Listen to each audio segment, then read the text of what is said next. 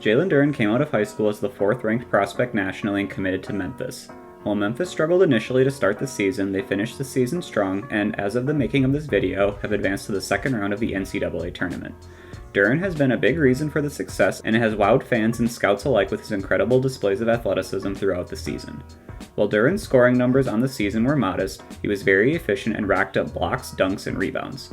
Duren could see his draft stock rise or fall a bit as the tournament progresses, but regardless of what happens, he'll likely be drafted sometime in the late lottery of the 2022 NBA draft.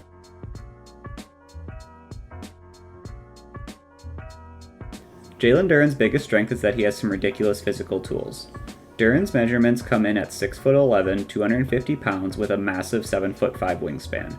There just aren't many players, let alone college freshmen, that bring those measurements to the table. But on top of being physically imposing, Duren is also very athletic. Duren can leap with the best of them, and combined with his wingspan, this gives him the ability to throw down some incredible dunks as well as produce highlight reel blocks. He also uses his size and athleticism effectively when it comes to rebounding. He averaged 8.2 rebounds per game while playing 25.5 minutes per game, and in one game vacuumed up 20 rebounds in just 27 minutes. While being physically gifted doesn't always equate to success at the NBA level, it certainly gives a player a good floor to work with. Jalen Duren is NBA ready in terms of his physical tools, and he should be a lot of fun to watch. Another strength for Duren is shooting inside the arc. While Duren is not a threat from outside at all currently, he has taken just one three-pointer all year and it was a miss, he has some nice touch on his jump shot inside the arc. Duren isn't super dynamic when it comes to creating space for a shot, but he's so big, strong, and has such long arms that when he decides to put up a jump shot, it's pretty difficult to defend. Additionally, he has pretty good touch on his shot and isn't afraid to take it without a lot of space. His mid-range jump shot is likely not going to be his calling card as a player, but it's a nice thing to have in his back pocket and gives him a little more versatility coming into the NBA. One final strength for Duren is his defense. As mentioned earlier, Duren already has a high floor as a defender thanks to his incredible physical tools, but Duren is also a good defender from a technical standpoint. He does a good job staying vertical around the basket to contest shots without fouling. He is also capable of switching onto opponents on the perimeter and using his quickness and length to contain guards and wings.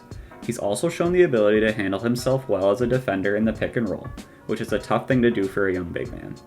Ultimately, Duren's job will likely involve locking down the area around the hoop, but it's good to see that he has the capability to switch across multiple positions and hold his own.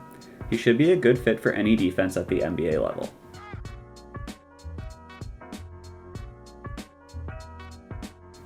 The biggest weakness for Duren right now is his ability as a passer. Duren's problems with passing fall into two major categories. The first being he has a tendency to try to force passes when an opening isn't there. It's kind of like when a QB throws a horrible interception and you just kind of wonder how they didn't see the DB right there. I have talked a lot about players getting tunnel vision as a scorer in these videos. Sometimes it seems like Duren gets tunnel vision as a passer. He only sees his teammate and doesn't seem to process how tight the passing window is.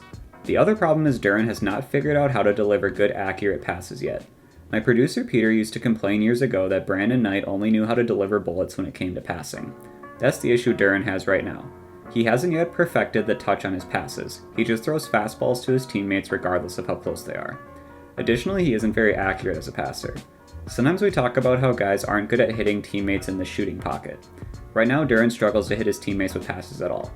In fairness to Duren, he's probably never been the guy tasked with playmaking on his team. But to truly reach his ceiling in the NBA, he'll have to improve to at least average as a passing big man. Another weakness for Duren is touch around the basket.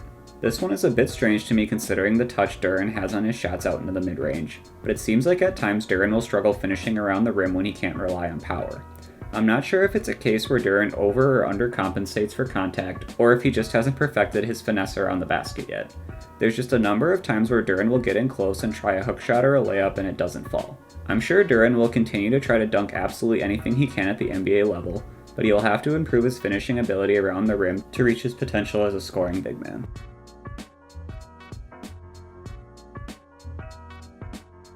This first clip gives us a look at how Duren's physical tools can be so impressive.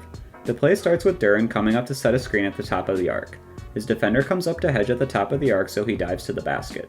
The pass is a bit high, but Duren easily reaches up and snatches it away from two defenders, then he slams it home over the double team. While NBA teams typically don't look much like UCF, I would expect Duren to have some impressive moments like this in the NBA. This next clip shows off Duren's well-rounded defensive ability. The play starts with Temple setting up a pick and roll at the top of the arc. Memphis switches the action and Duren is matched up on the ball handler at the top of the arc. Likely thinking he has a quickness advantage, the Temple guard drives to the basket. Duren slides right down the lane with him, keeps his hands vertical, and gets a piece of the shot attempt at the basket. Defensive versatility like this is incredibly valuable to NBA teams and gives Duren a good floor to work with on that end. This final clip displays some of Duren's problems as a passer. The play starts with Duren rolling into the wing mid-range area and getting the entry pass. Duren takes a dribble and sees the defender creeping in off his teammate in the opposite corner. Duren fires a fastball sidearm that misses his teammate by quite a lot and nails a fan in the stands. This wasn't necessarily a bad decision by Duren, but it's evident that he needs to improve his ability to deliver passes.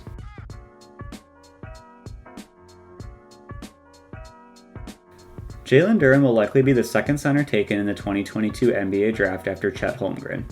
What a team will get is a big man that can switch across multiple positions on defense, make rim runs, and also make a couple shots in the mid-range. I believe Duren will be a very useful player in the NBA, but I'm not sure he'll ever be a star.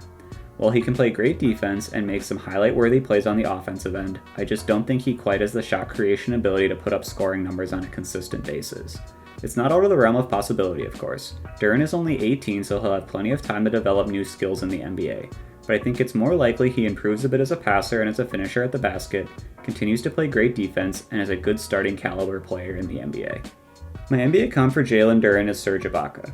Serge came into the NBA as a mobile, shot-blocking big man with some shooting touch that didn't extend out to the three-point arc.